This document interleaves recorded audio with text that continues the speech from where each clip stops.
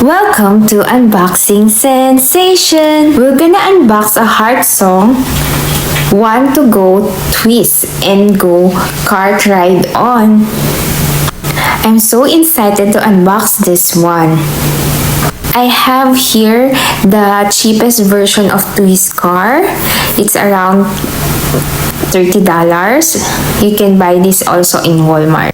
So let's open the Want to Go Twist and Go cart. Actually, I bought this at Walmart for around $72.96.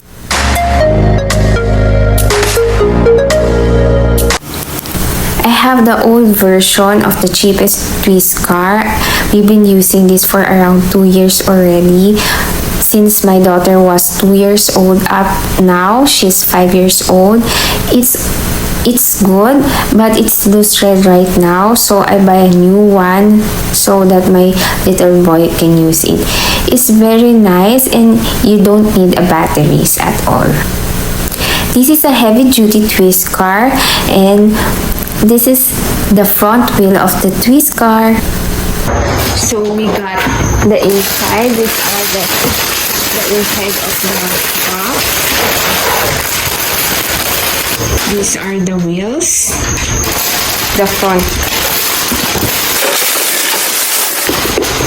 and this is the blue Twist car. It's kind of heavy duty.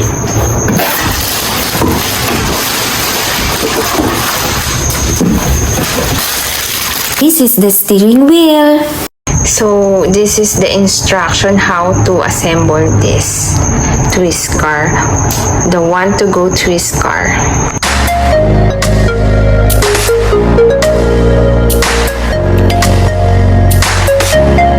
Things you need before you assemble.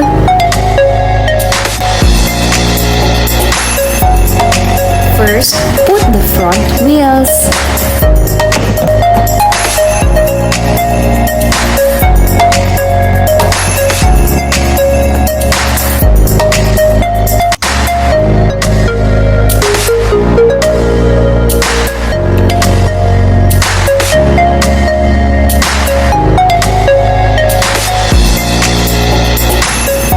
These are the screws of the steering wheel.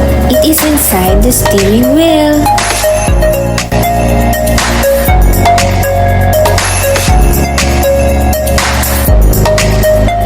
Then if the front wheels is fixed, put the steering wheel.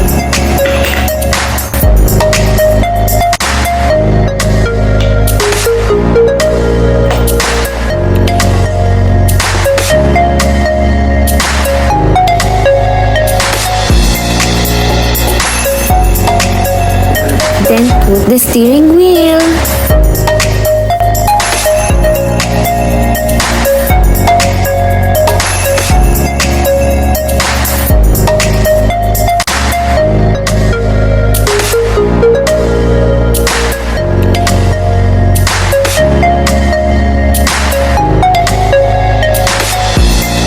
Tighten it very well to keep the child safe.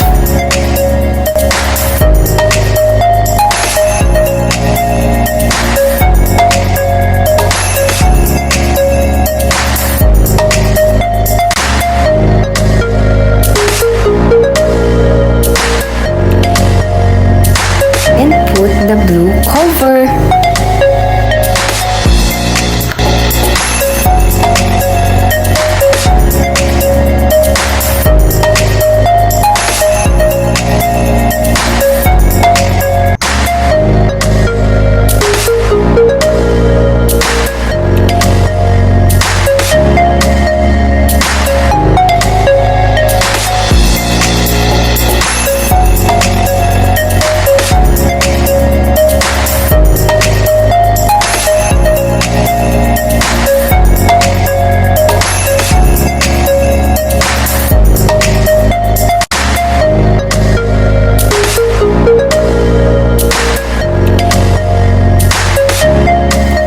Comparison of HearthSong Twist car and the cheap Twist car. Hi guys, The difference of this twist car, this one is lighter, the 31.99 that you can buy at Walmart.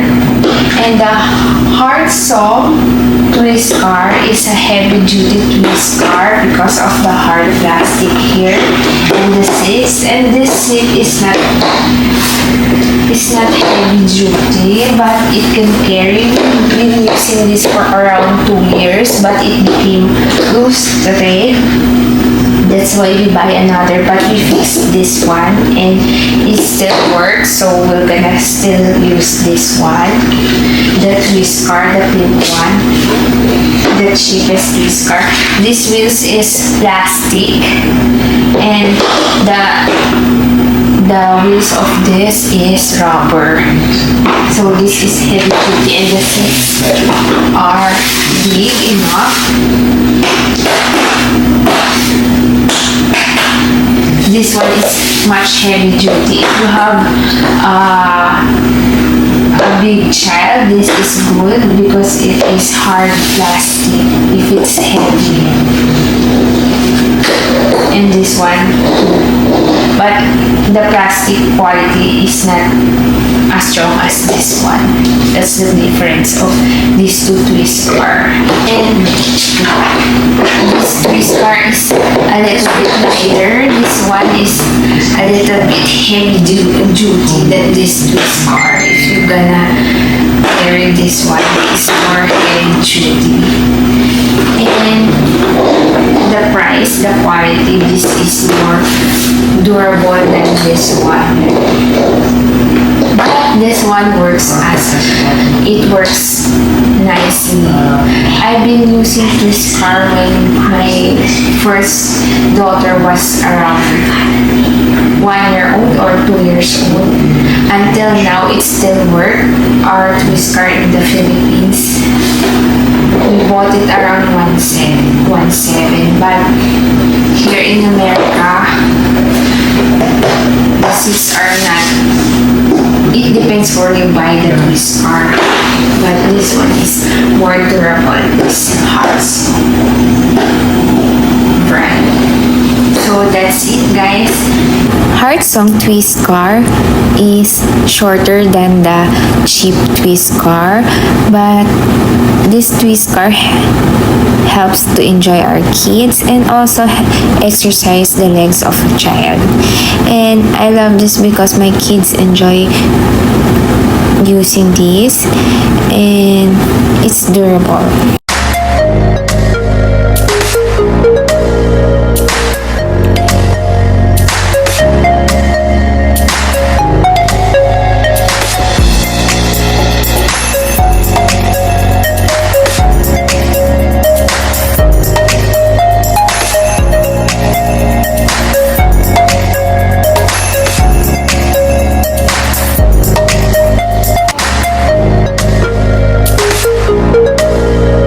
She is 5 years old, 35 pounds. He is 2 years and 6 months, weight 25 pounds.